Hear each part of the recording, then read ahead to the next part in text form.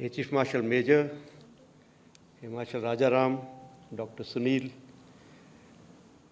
all the senior veterans here, my colleagues from the blue uniform, members of the media, ladies and gentlemen, a very good morning to you all. Did you all notice that when I said members of the media, thoda mera gala khush ho raha tha? I have a special connection of Bangalore, media and AP Singh. I hope I'm lucky this time. First of all, my heartfelt gratitude to the Air Force Association Karnataka chapter and to HAL for continuing this legacy lecture where we honor this legend, Air Chief Marshal Katre. Enough, I think whatever I had written down about him has already been spoken. All I can say is, it is the visionary like him and like many others who are seated in front of me, especially in the front benches. It's because of you all that we in the Air Force, the current people, are getting our direction, getting our motivation, and remaining steadfast towards the service of the nation and doing our job that is expected of us. A very big thank you to all of you for guiding us. My connection with late Air Chief Marshal Katre goes back to 1984. I actually remember the date when I met him. I met him only once in my lifetime, in his lifetime also, of course. That was on 21st of December, 1984. I don't know, you people must be wondering how I remember that date, but some secret was let out in my introduction. I got commissioned on that day, and the reviewing officer was Air Chief Marshal Katre. And our 134 PC and the parallel course 75 GDOC happened to be the only courses that have been reviewed by Air Chief Marshal Katre. So, very proud moment today for me to stand here on occasion, when we are honoring that figure who actually gave me my wings, literally and figuratively both. Actually, you can say that was my birthday, that I was born in the Air Force. I must especially thank Mr. Samir Katre for being here today. He's son of Air Chief Marshal Katre. He's come all the way, especially to be here, and he does it every year. Thank you very much, sir. We talked about Sindur. I thought today that also, I saw that Sindur topic had come when they were settling down the slides. So you know what I'm going to talk about. When just now there was, somebody said that a lot of good work done and my name was being taken. I get a feeling as if I am that non-playing captain whose team does very well, but the accolades go to that captain. So I wish I was in the cockpit doing something actual, but I fought this war from an air-conditioned ops room or air-conditioned office. But yes, that is how life is. And I'll say I can't praise my team. I can't get words to praise them. They have done exceptionally well. And, I'm very, very proud of my team, the entire Indian Air Force. And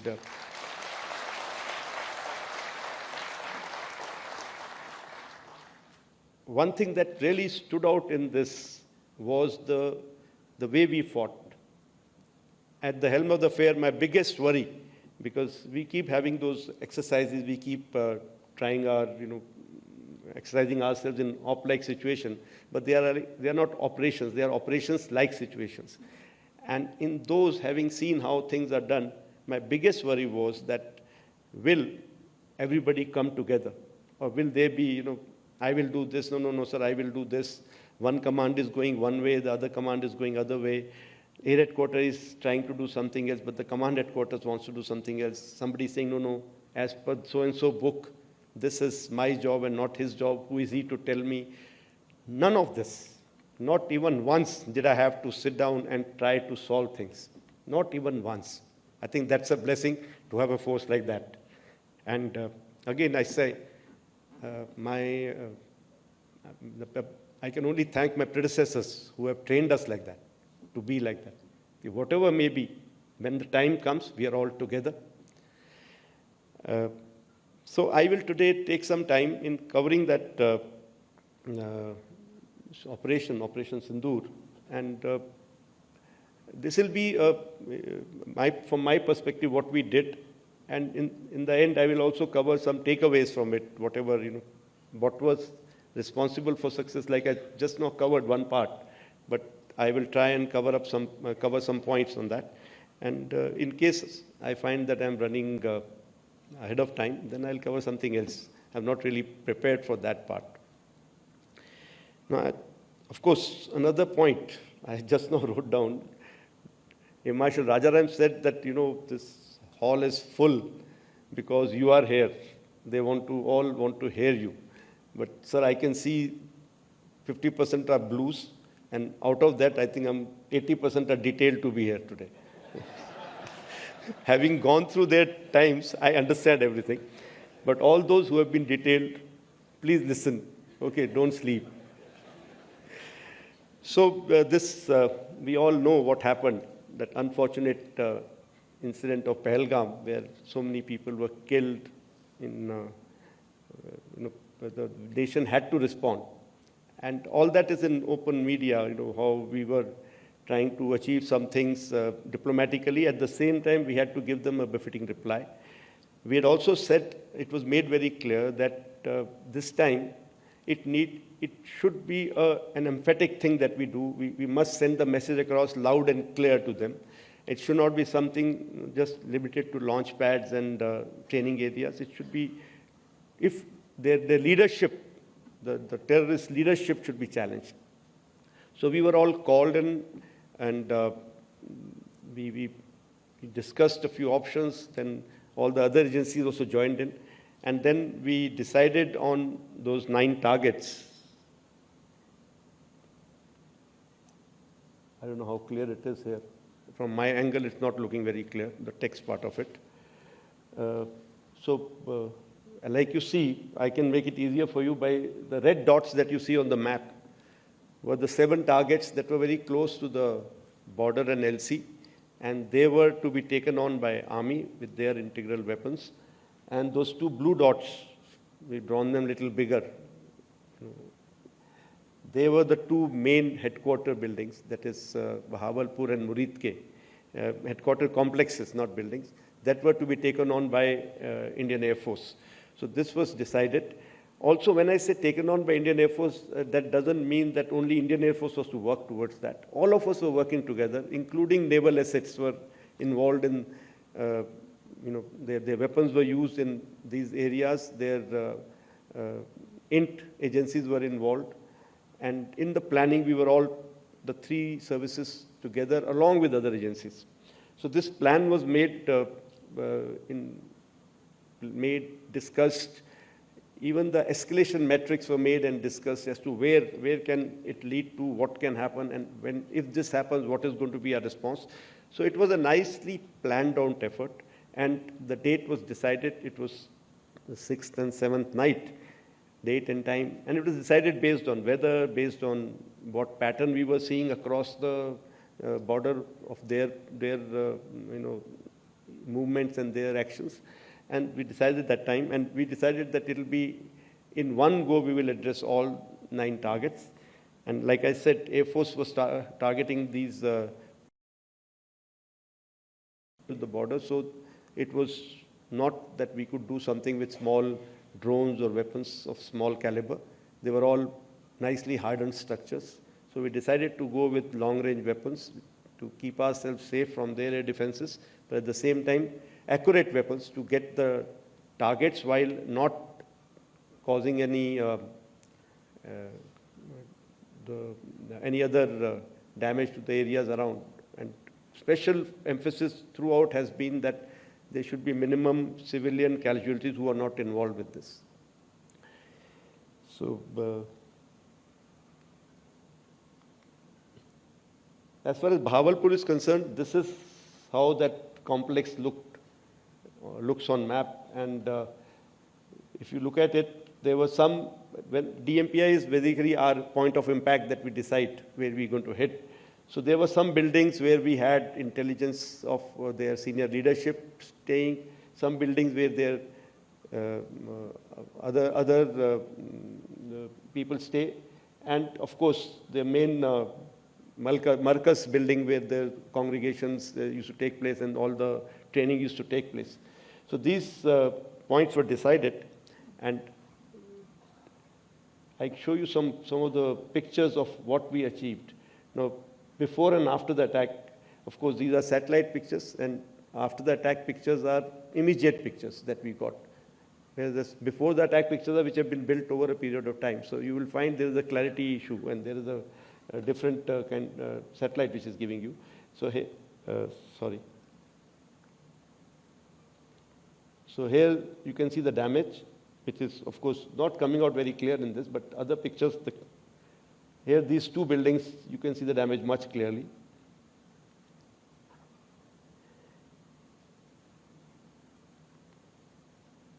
Again, another big set of buildings, and you see the damage that is coming out. What I can show you here is there's hardly any collateral that you see. Of course, from that distance, it is not very easy to make out, but still all the adjacent buildings are fairly intact. The buildings that were targeted were based on intelligence. And this is the main building of theirs, where the weapons have gone in, and it's badly damaged. Now, one thing which was good this time was that not only did we have these satellite pictures, we also had a lot of input from the locals, media, which was giving us the inside pictures, because these were areas which were open to public kind of areas also. So there were a lot of people who were going in and out. So on the net, we could get pictures like this and videos like this. This is the same building that I just showed you. You look at the damage that has been caused inside. It's all on the open net available, so I've also picked up from there.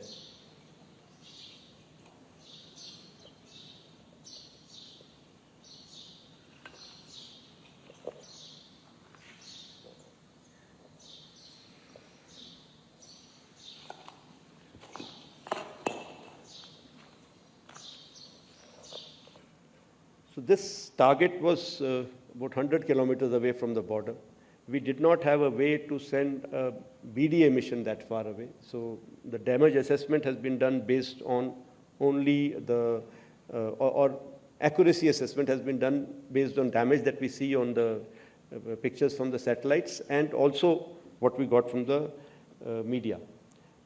As far as Muridke is concerned, this is what it was, the LET headquarters. This is shifted. I think something is, 1 minute.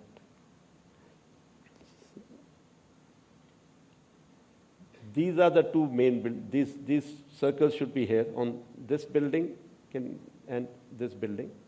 And these two things, circles are in this area. This again is their, if I can say, the senior leadership's residential area where they were staying. And these were their office building and their building where they used to get together to conduct their meetings. This is one of the videos that we have, because this was within our range. So we could get this video from the weapon itself. If you notice here, somewhere here was the first impact of the previous weapon. And if you see the next one now, the video continues. You can see the smoke of the previous weapon somewhere here. And this weapon is for the main building, that big building that we see.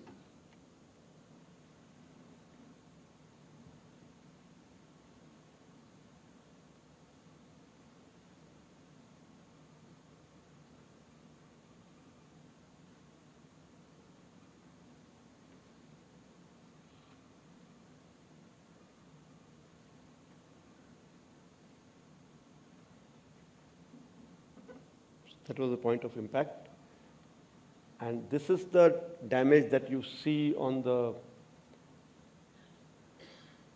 they've sorted me out here, my team. So before attack, these were DMPI 3 and 4. And after the impact, it's not very clear. The display is not very clear, but I think the brightness of this big display is always an issue. So this is the DMPI, this is the bomb that you saw in that video before. And here, this whole picture has shifted. And this is the impact that we see on the main and one on the office building. Office building, you can see it's already decimated quite badly. Here you see just a pinprick. Let it be. It's just a pinprick here. But I want to bring out something here. You know, when we did Balakot, we had something similar. I have a slide on that. You see here, in Balakot also, we had similar, you know, this pinpricks being seen from the satellite pictures. And here in this building also, we see a similar kind of impact point. And in Balakot, we could not get anything from inside, and it became a big issue, you know, trying to tell our own people, unfortunately our own people, as to what we have been able to achieve. We had intelligence of what has gone on inside. We had intelligence of, you know, a human kind of intelligence, where we had very clear picture of inside in terms of there had been huge damage. There have been so many terrorists which have been utilized. But we could not convince our own people that, look, we have achieved that. But this time, again, a thing like this would have given us the same problem. But we were lucky, and we got these videos on the open. This is the same building from inside. You see the amount of damage that it has created, because all these penetration weapons, the sound is from that video. So they cause this kind of damage. Whereas from outside, you get a feeling as if it's just a small hole. So I'm very happy that this time we were able to, you know, take care of that ghost of Balakot, that we were able to tell the world what we have achieved. Coming back to Sindur, again, after this, what we did, we were able to, we were able to very clearly understand that we have achieved our objectives. Some similar damage was done all the other 7 targets of the army.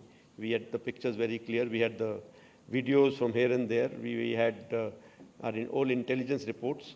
So when we were confident that we've been able to address what we wanted to address, a message was sent to their DGMO, through our DGMO, Director General Military Operations, that we don't mean to have anything to do with the military, in the sense our objective was only to strike the terrorist targets, to take the revenge of this, what they have done to us. And we have no military aspirations, no intent to attack any military targets. So we can call it off here. But they, unfortunately, did not agree. They said, no, we will take a call. आपने हमें मारा है, अब हम मारेंगे, फिर देखेंगे, फिर बात करेंगे. These are kind of words they spoke. So we continued to be cautious. We knew they will do something. So that 7th, 8th night, if I can call it, 8th, 9th night, those 2 nights we had a lot of loiter munitions, drones, small-scale weapons, some drones which were basically to saturate our systems at many of our airfields and many of the army installations that were spotted. Of course, that created a little bit of panic in the public around. The public around started spotting even low Earth orbit satellites and reporting them as drones. So the number of drones multiplied. Just imagine if there's a LEO satellite, let's say 4 or 5 of them, which are being spotted in one part of the city. For them, it will appear it is towards the east, and that chap reports, I see 4 towards my east, or very close to me towards this direction, or right over me, or something like that. And same thing is reported by 5 more people in the same city, from different corners, because it's like everybody reporting, I've got 1 sun in my area. And we keep adding and say, oh, there are so many suns over there today. So that is what happened that night, those 2 nights. So a lot of reports that we got were even these reports, and it was becoming very difficult to filter out. But our local commanders did exceptionally well. They were able to take charge of the situation And many of the actual ones were neutralized using our own anti-drone systems, using our own even anti-aircraft guns were used to neutralize some of those drones which came over us. And what happened was none of them, many of them were not weaponized, because when we realized that they were actually, either they were doing some kind of survey, or they wanted to saturate our system so that we can open our air defenses, open up our radars, and they can get some airlift from us. There were few of them which were weaponized, and our anti-drone systems really worked very well, and we were able to get rid of, we were able to survive those attacks without a single damage to our any of the installations. And in response, we also sent our loiter munitions to some of their radar targets or SAGW targets which were close to our bases, close to our border. And we did achieve some success in that. Some of them, of course, were sending videos back to us, so we could get that, to the result immediately. Some of them, of course, we had to wait for our satellite imagery to come in.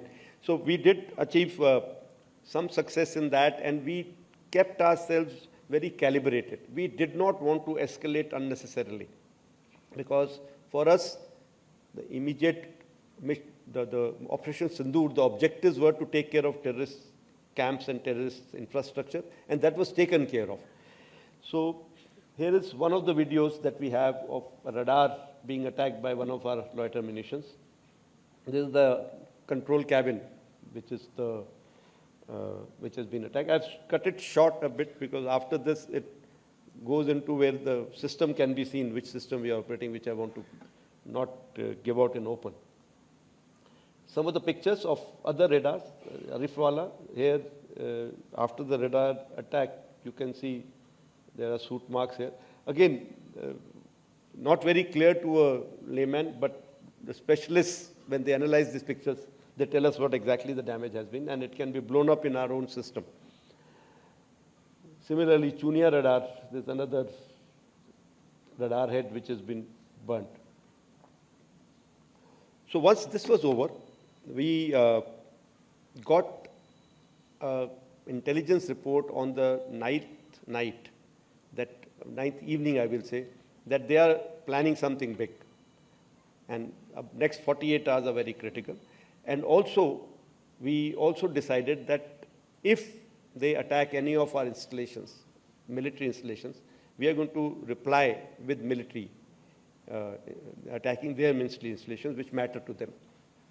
So since we already had our plans ready, this point was debated, and both the CNCs involved, the air headquarters people, and the other services, we had taken a call that since they are mostly attacking us by Air Force assets, and my Air Force bases are under threat, we should respond without waiting, in case this continues tonight also.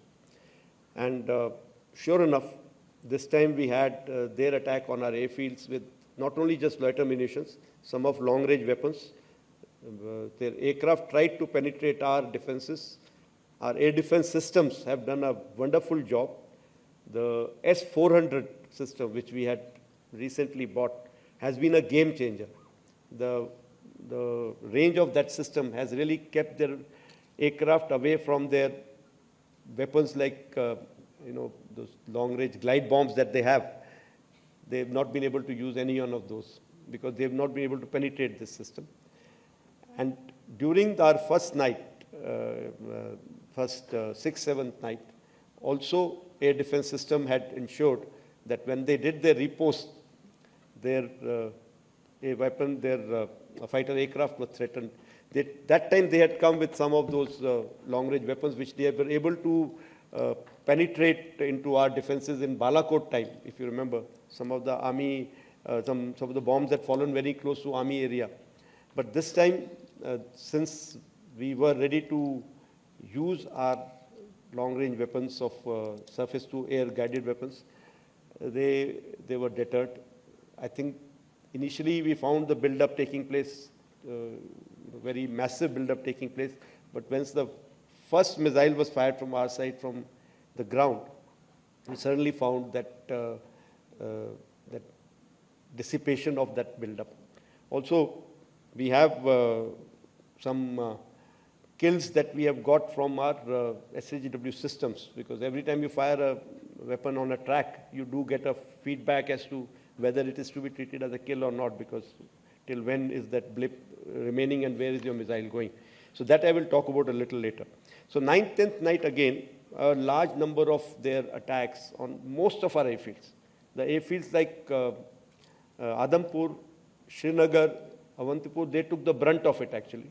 And many other airfields. From north to south, they tried to penetrate various classes of drones, including weaponized. We were able to neutralize most of their weapons by either countermeasures, some of them by using our air-to-air guns, as well as SAGWs. Systems like Akash and all have taken down many of their loiter munitions which have come in, the weaponized ones. None of their aircraft could come anywhere near the boundaries of Akash and even MRSAM. All their aircraft were taken on by LRSAM because they were trying to stay away, but still they were within our ranges at times, and that is the opportunity targets that we got.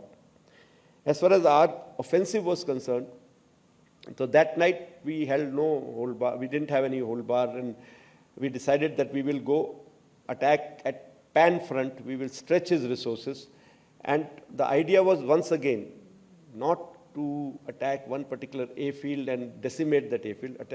Idea was to give him that feeling or give him that indication that, look, we can attack you deep inside at will wherever we want to. So some of the places that were attacked, like this is a command and control center at their Noor Khan base. This is the after attack, and this is before attack. Rahim Yar Khan base. This is based on specific intelligence. We had taken a call that here we have to attack the airfield. So the airfield was attacked, and their building, the main building where their planning goes on, which is also used as a civil terminal building also at times. As far as Sukur airfield is concerned, we attacked their UAV hangar and a radar site. You have the visuals available here.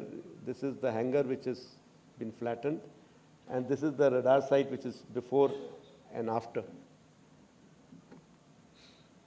Bulari, again, an AEWC hangar was attacked, and here we have very clear hint that there was an aircraft inside when this attack took place. Sargodha. Now, we've grown up in our Air Force, dreaming about days like this. Someday we'll get a chance to go there. And so it just so happens that I got my chance just before I retired. So we attacked the airfield there because we had very hard hint on F-16s taking off from there, and the ones who were attacking us in Srinagar as well as in Adampur. So we took on the airfield there. Again, intentionally not taken on certain other installations in this airfield because of some kind of calculation by us that may lead to unnecessary escalation.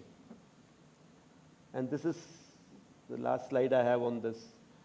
That is Shahbaz, their Jacobabad airfield, one of them, again, a major airfield that was attacked.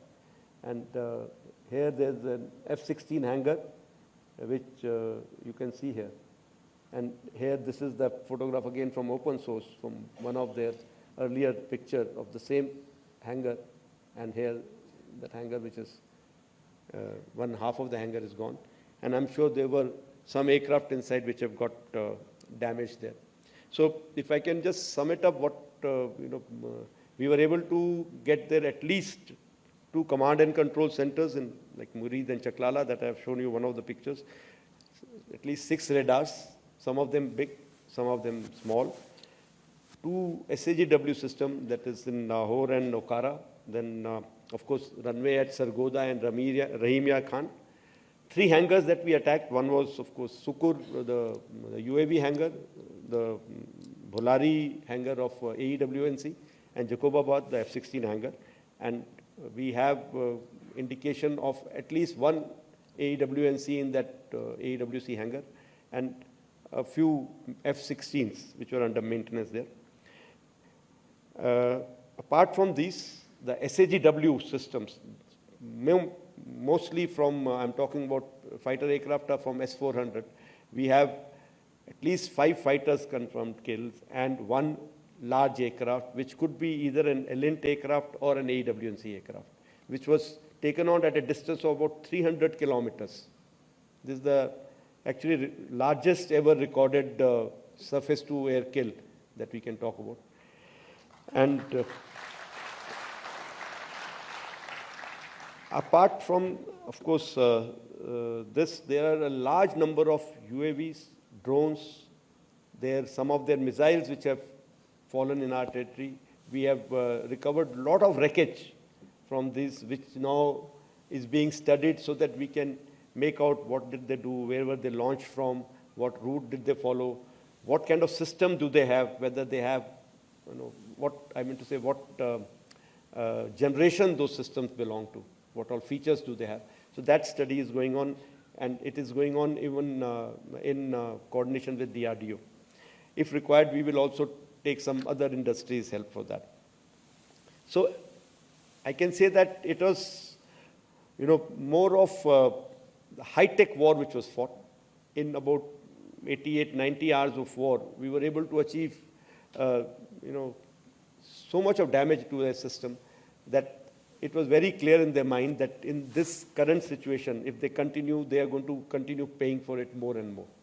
So they have come forward and sent a message again through DGMO कि हम बात करना चाहते हैं, and which was accepted from our side. And when I say our side, it's not just the Air Force, it's the joint decision that was taken, and it was taken even at the highest level. Why was that accepted? There have been a lot of debates which are going on. I will touch about it a little during continuing in my talk. So that actually brings me to the end of my slides. Now, I want to talk about something like, if I can say, what were the reasons for success? One, which I can think of, is that there was political will. I'm being very, very candid here, very open here, because I hear various versions of it. I think if I tell you something, people will have to believe, because I was there listening to everybody, attending every meeting. There was very clear political will, very clear directions which were given to us, and there were no kind of restrictions which were put on it. Many people have spoken somewhere. Unfortunately, everybody is speaking about it. कि कुछ ना कुछ मैं बोल दूंगा इस बारे में. So there have been talks about, was there any restriction? Were you kept constrained? If there were any constraints, they were self-made. We, the forces, decided what will be our rules of engagement. We, the forces, decided what will be the escalation ladder that we want to ride on. We decided how we want to control the escalation. So I want to make it very clear. There were no, I repeat, no restrictions on us. Full freedom was given to us to plan and execute. I must say that, that our attacks have been calibrated because we wanted to be mature about it. A little bit on that I'll come to later. There was synchronization between forces. All 4 of us, CDS, the 3 chiefs. I must say here that the post of CDS has made a difference there.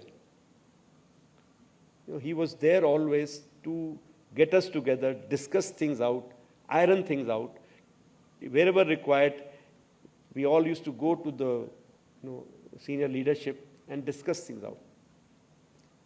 NSA played a very, very big role, in getting all the other agencies and forces together.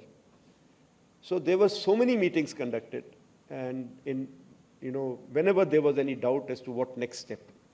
And most of the things that we did was before this event started, the Sindur started, because we wanted to threadbare discuss what are the eventualities, what are the possible outcomes, what should be our reaction, how we should react. So when the operations were going on, it was just on telephone, some calls telling them what we are doing. There were not much of discussion going on, should we do this now, what do we do now, what do I do? No, I had the full freedom. And like I said, the way Air Headquarters team and the command headquarters, the way we worked together, it was actually a dream come true. So when that, these things were going on, the routine generally is very disturbed during that time because you don't know when the meeting will come up. So I used to come home once a day, just quick change and go back and sit there. And I had made some arrangement to even sleep in my own office. So that evening, one day when I had, we had gone for a night meeting, then I had gone in overall. And I continued to be in that overall for next 48 hours. I never had time to come back home because there was something or the other happening. So I didn't want to leave my office or the company for even 1 minute. And when I came back after those 48 hours, after having gone through that, where we had taken a call that, okay, now we stop hostilities, there was so much of sense of satisfaction. And most of it was actually from the way my Air Force had stood up together. That is what gave me more satisfaction than what we had achieved. The way we achieved gave me satisfaction. Now, like Dr. Sunil has brought out, we keep talking about indigenization. Why do we talk about so much of having indigenous sources, having things within India? The kind of support that we got from all DPSUs, and of course, HAL becomes a very big part of that because maximum support comes from them. I must compliment them. My people came and told me that at one call, things were moved. Wherever we needed anything, their teams were there, and they had pre-positioned some teams in anticipation. They had brought up some serviceability in anticipation. So this is how the nation has to come together if we have to fight a war. So these are the reasons that I thought were for our success. Now, what are the takeaways? I think the biggest takeaway of this operation has been that primacy of air power has come to forefront once again. People have come to realize that air power is the first responder that any country has, and air power is one which can actually, react in a quick time, attack deep inside, and attack with precision to just achieve your objectives without any collateral. And that is one thing which is good, that everybody has realized that. I can see the change when we meet, amongst the three services, the way we discuss things now. Because when obviously, if I'm in blue, I will always talk about air power and air power and air power. But when it comes from a person in green uniform or a white uniform, you feel so nice that there is understanding that, it is intrinsic to all three services actually. Everybody needs this capability to be the first one. And I don't know when will we have a war where we'll be requiring to, straight away go in for a land attack or a naval attack. I think there will always be requirement to first soften them with air power, and that is what has been realized. And there was a worry in our mind that air power means you are going way above in the escalation ladder. Actually, it is wrong. This time we used only air power, and we've been able to start to stop the conflict in less than 4 days. So that is something which people have come to realize. I was in Riyadh, that Global Chiefs Conference. There is a conference which takes place before this air show in UK. So just about 2 weeks back, I was there, and they had this conference where most of the Western chiefs and their representatives were speaking. They had some topics basically based on this current situation in the world and the the conflicts that are going on, not even a word was spoken about our conflict. They just discussed Russia-Ukraine war or the Israel-Iran war or Hamas-Israel war. They talked a lot about how to deter war, how to avoid war. Not even one talk about how to terminate a war. So I feel this part is being forgotten there, that conflict termination is a very, very important part of any conflict. We can't afford to be continuously at war. We are meant to deter, I agree. If we can deter, is nothing better than that. But if we are forced, if the war starts, whether it is, whose initiative, doesn't matter. We should be very clear that we have to reach a stage where we can terminate that, so that we can get on with our routine, get on with our progress of the nation. So that conflict termination criteria has been forgotten by people. I think when I was young, first thing that was taught to me, principles of war, selection and maintenance of aim. And people have just kept shifting their objectives and aims every now and then. People have got down to their egos in this world. And that is what is continuing, continuously driving the conflict which are going on. I think we set a very good example. Our objective was very clear. Our objective was to teach the terrorists a lesson that they will think twice before doing something, or they know what kind of price they can pay. And once we have achieved those objectives, we should look for all windows of opportunity to stop that, rather than just continue. We were actually on a song that night. I hear from so many people. I don't want to say that, but some people very close to me have said, "Aur marna tha." I'm telling you that. But can we continue to be at war? Why should we be at war when we can avoid it or we can stop it? That is my way of looking at it. I think the nation has taken a very, very good decision. And we were a part of that decision, but it was cannot be taken at our level. It has been taken at much higher level, but it was a good decision. Now we have to make sure that we remain steadfast, that should we need to again do something, we are not found wanting. But what to do, that call will be taken at much higher level. Another takeaway that I see from here is, we've been talking a lot about drones. All the recent conflicts, drones have come into forefront, and somehow I think we should not be drawing a wrong lesson. I'm worried about that part. Drones are very good means for many things, but I don't think just drones can win you war. You will require the bigger weapons, you will require long-range weapons, you will require the precision strike capability, because drones are more of a nuisance. Or for very short range, small targets, you can use those. Even there is a lot of talk about manned, unmanned. No, very soon the manned flights will be a thing of the past and all that.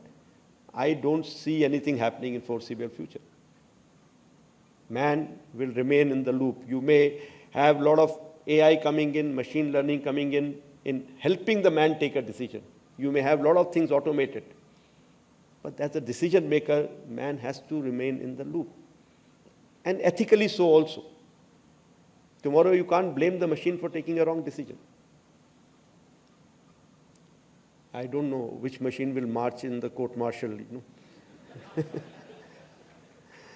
So I think we need to put in effort towards, in all directions, not just in one. People see drone, because of smaller systems, because of easy to, I think, get things together, people are grabbing onto it, including our, some industry also. Of course, this is a good platform for our startups to start from, but they should only use it as a stepping stone. They can't expect that, just drones and everything else will just disappear or fade away.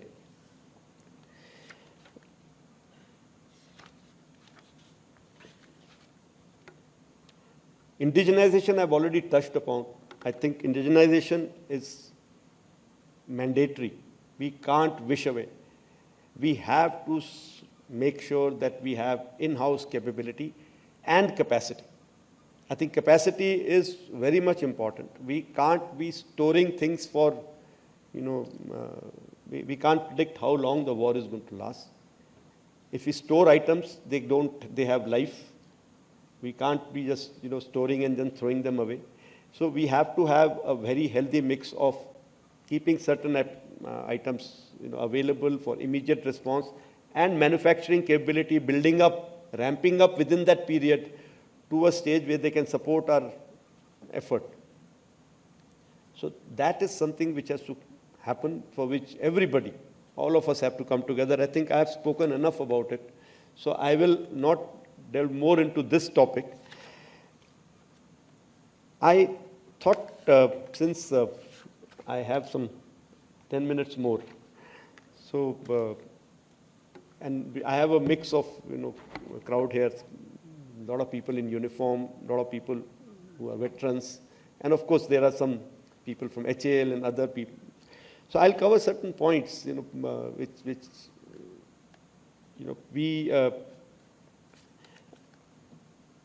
one point which is meant for actually veterans, it's come to my, I've realized that whenever somebody writes something about another service, that other service gets senti about it.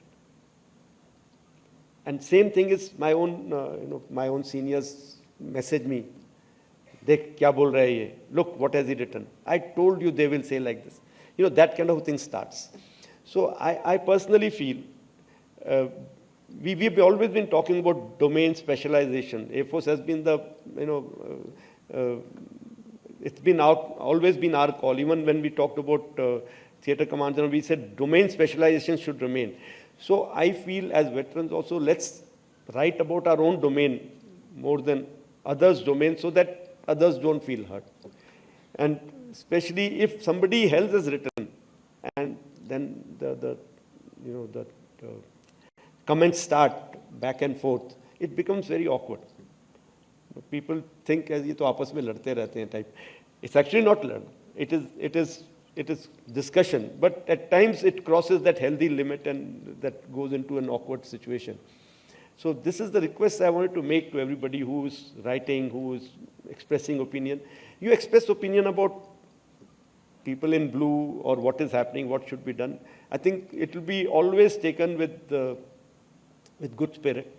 We are always looking for that opinion from you all. And it has been guiding us on many occasions. Sometimes maybe that opinion of yours has been taken, but we have not reacted to it. I'm sure there are cases like that. But then you have to take, give me that, this thing that now that I am in that chair, I know what is happening around me. I have to take some decisions there. I have to live with people around. So it's like, sometimes I've also heard, actually again I'm getting carried away, there is media here. No, I'll tell you, people have said about some other officer, no, look what he said here. Can't you tell him this? You should. I say, yes, sir, I will. And after 2 days, I meet the same person. He says, did you tell him in clear words or no? So once I had to give him an example. I said, sir, how many times have you been able to tell something in clear words to your wife? So in our case also, it is like marriage. We have to manage that relationship. So I have to send some subtle hints. I have to give some diplomatic kind of, statement here and there in front of that person to tell him that, look, you are stepping a little beyond. You should not be saying this. But when it comes to my own people, my own mentors, I think I can be very open about it. So that is what I'm doing today. I'm requesting that all of us in blue, let us write more about our own system than the others. And let's get our own house in order. I think that's the best way to move forward. And also, I have said it in one of the previous veterans conference or something, that get Veterans Day, this thing, that you are the ones who have chosen me. So please have confidence. That's all I can say. And I can promise you, from my team, people who are in uniform as of now, we will not let you down. We will try our best to our bit. Okay. So please have confidence that we will do our job. I have few points that I'm covering now are actually meant for people in uniform, but I actually thought there will be more veterans here, so I'll just inform you all what we've been focusing on. But since there are people in blue, and many of them, some of them may have heard me saying this earlier, but many of them may not have. Very important to keep the synergy and harmony within any force. We need to be together in one group, as one team. We can't be divided into various branches, sections, trades. We can't be doing that. We all have to go as one team, whether it's an AC somewhere, doing some technical job, or a chief of air staff doing some other job. Everybody has a role to play. And we all are a part of a big chain, you can say. So a chain, we are all links of that chain. And when we are under stress, the chain is loaded, it will break from the weakest link. So we need to make sure that all links are strong. Firstly, I should not be that weak link. I won't let the chain break. And secondly, I will not let anybody else become weak whom I can support. And that is how we should live and operate. Keep watching each other's back. Keep supporting each other. No loose talk about somebody else. There can be bad apples in any kind of basket. There can be black sheep in any family. There can be the wrong person in any group. It is not that चिड़िया वाला है तो ये ऐसा ही होगा, या नहीं वाला है तो ऐसे ही होगा, AEL वाला है तो ऐसे होगा, M वाला ऐसे होगा. There's nothing like that. We all come from the same society. Yes, a little bit of grooming changes us, the way we operate, but that is also required sometimes. But if you have a person who is not performing, if you have a person with whom you've had a not so good experience, you challenge that person. You counsel that person.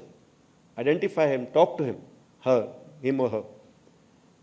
But don't make a loose statement about a group. That really, brings down the morale. If I am, let's say I am a youngster in a squadron, and I'm putting in my 100% to do my job, and somebody makes a loose statement कि उस squadron के officers ऐसे हैं, या फिर ये branch वाले ऐसे हैं, I will not like it. So whenever you get a feeling that somebody else, एक तो ये भी है, हम लोग बने ही ऐसे होते हैं, घर में भी हमें ऐसे लगता है कि सारा काम मैं ही करता हूँ, कोई दूसरा नहीं करता है. वैसे ही हम we think at work also कि the whole Air Force is only standing on my shoulders. I am the only one working, everybody else is having a ball when we look around. but ऐसा नहीं है. They will be. Somebody is working at 80% efficiency, somebody is 85, somebody is gifted, somebody is not gifted. But is there a commitment there or not? If there's lack of commitment, lack of motivation, that is what we should build. Talent will build over a period of time. But support each other. If there is a need, get into each other's shoes to know how much they pinch. We started with our cohesion day for that reason. That know about each other's job, know about each other's domains, know about each other's working environment, what pressures are they working in. Once we do that, we will we'll be better force. And like I said, what is being achieved is important, but how it is being achieved is more important. If you achieve something by, लगाएं डंडा here and then and just passing your 1 year or 2 years of tenure, yes, you have achieved, but you've broken down that system. But if you achieve something, maybe 80% of what we could have achieved by the other method, but getting from within, people motivated to work, people doing the job on their own, willingly contributed, then that system will last forever. And maybe from 80%, it will go up to 90, 100% someday. That is more important, I feel. And that is what I've been telling these youngsters. So I think my time is over. All I want to say is, let us all be good human beings first, a good citizen, a good member of the society. That is first requirement. Let's all contribute towards this society where we come from. Let's all pay back something. Then let's be good warriors, good soldiers. And then let's be good professionals. There is no point having good professionals who are not good soldiers or not good human beings or citizens. Thank you very much for your patient listening. Once again, thank you, sir, for inviting me here. Jai Hind.